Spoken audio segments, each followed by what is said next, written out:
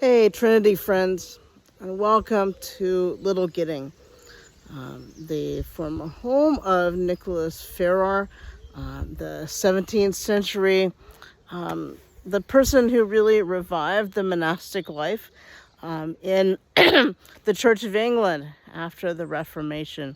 He founded a community here. Now, the story of Nicholas Ferrar is that he was a businessman.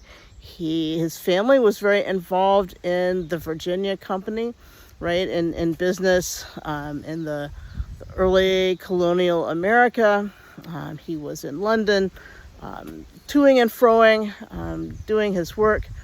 But then at one point in his life, he felt moved to start a religious community and to devote himself to a life of prayer. And he went to the bishop, and the bishop said, hey, here's an abandoned village that's been empty since the Black Death, right?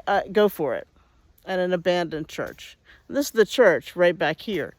And right in front of it is where Nicholas Ferrar is buried.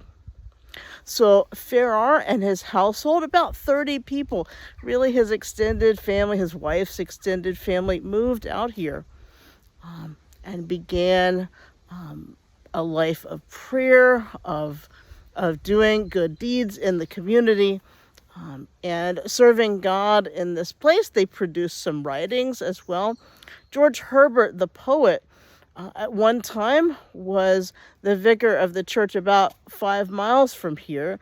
George Herbert, if you're familiar with King of Glory, King of Peace, or Come My Way, My Truth, My Life, those hymns that we love so much, Herbert's the author of those, as well as many religious poems of the 17th century. So Herbert was kind of around this place as well. So Ferrar's community was also really beloved of King Charles I, and Charles visited here multiple times. The last time after his defeat at the Battle of Naseby, when he was fleeing, really, and trying to go north to solicit help from the Scots against the parliamentarians. Of course, he was unsuccessful, and he was beheaded by the parliamentarians, and the Cromwell's forces hated this place. The Puritans hated it. They called it an Arminian nunnery, right? Arminius being the foe of Calvin. The Arminius saying, well, that what we do in the Christian life is important, and that we can make some kind of a step towards God. That's a really small summary of what Arminius was about in terms of human free will. Anyway, the Puritans sacked this place. They came in, they took the baptismal font, and they threw it in a pond.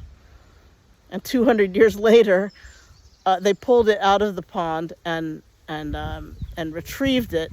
They don't use it now.